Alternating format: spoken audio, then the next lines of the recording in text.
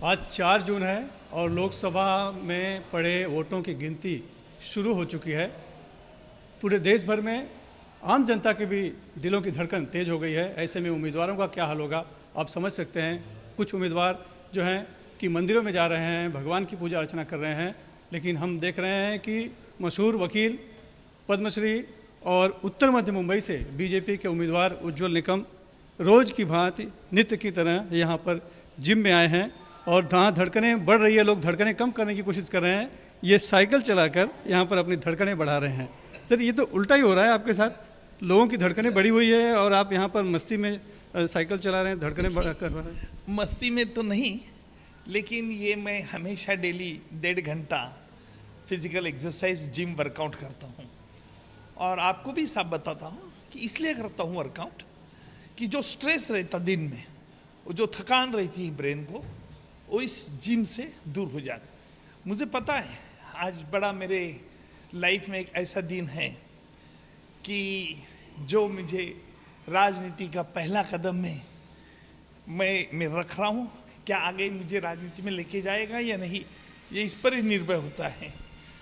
लेकिन मुझे उम्मीद पूरी इस बात की है कि मैंने जो आज तक काम किया है, हमारे देश के प्रधानमंत्री मोदी जी, इन्होंने देश की जो आज इमेज बढ़ाई है, आम आदमी और देश सेवा, इसके लिए लोग, और मेरा जो पोता है अरिंजय, ये 6 साल का है, वो भी आप लेकर आए हैं यहाँ पर? सर नहीं, वहाँ खुद आया, बोले मुझे वर्कआउट करना है। मतलब वर्कआउट करता है, क्या करता है आप देखिए, किस तरह से मस्ती, शैतानी मस्ती कर रहे हैं अरिंजय, ये कर रहे हैं। तो इसलिए कि मन हल्का हो जाता है।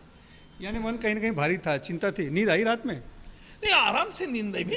नींद को तो मुझे कोई सवाल नहीं। 10 साढ़े 10 बजे सो जाता हूँ, सुबह 5 बजे उठता हूँ। आज भी वैसे मेरे दिन 6 बजे में तो जिम में वर्कआउट के लिए आ गया। आज परिणाम की घड़ी है। वैसे तो अदालतों में ऐसे बहुत से परिणाम आए हैं, बड़े बड़े मुकदमे आपने जीते हैं और उसका झेला भी है, उसका परिणाम जो भी हो, पक्ष विपक्ष में आओ, लेकिन आज का परिणाम को लेकर आप क्या कहेंगे?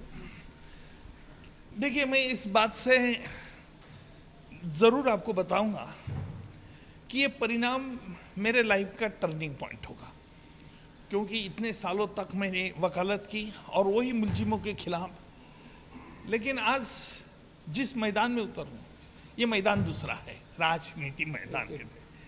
लेकिन लोग हमेशा कहते हैं कि राजनीति बहुत बुरी रहती है, राजनीति अच्छे लोग हो रही है।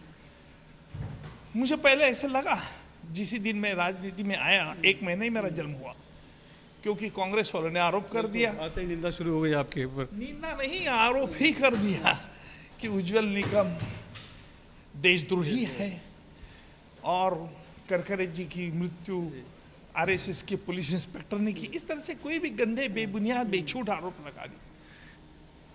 तब मुझे मोदी साहब जब रोड शो को आए थे बंबई, उस दिन कहीं दौरे से आए थे, मेरे पास रुक गए और उन्होंने बॉडी लैंग्वेज से, देखिए बात तो उन्होंने कुछ कही नहीं, बॉडी लैंग्वेज से जो मुझे बताया कि चिंतित की जरूरत नहीं, इस प्रकार के आरोप होता है।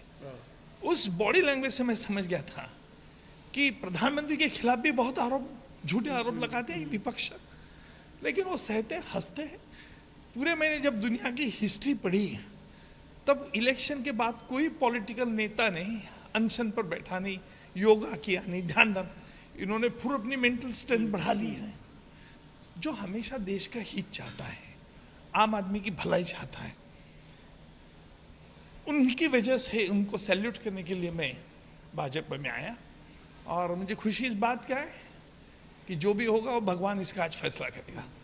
वैसे उम्मीद तो अब बेहतर ही रहती है और अच्छी रहती है सभी के लिए, लेकिन कितनी परसेंटेज है?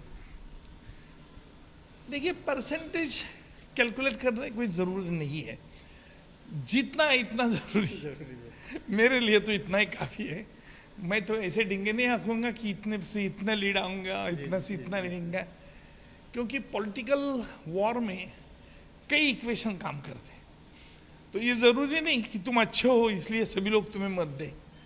कई ऐसे फोर्सेस, एंटी फोर्सेस काम करते हैं। हाँ, एक बात ज़रूर है, हमारा बैलेंस रखना बहुत ज़रूरी है। और मैंने किसी के भी खिलाफ इस पूरे चुनाव में किसी के खिलाफ व्यक्तिगत निंदा नालस्ती नहीं की।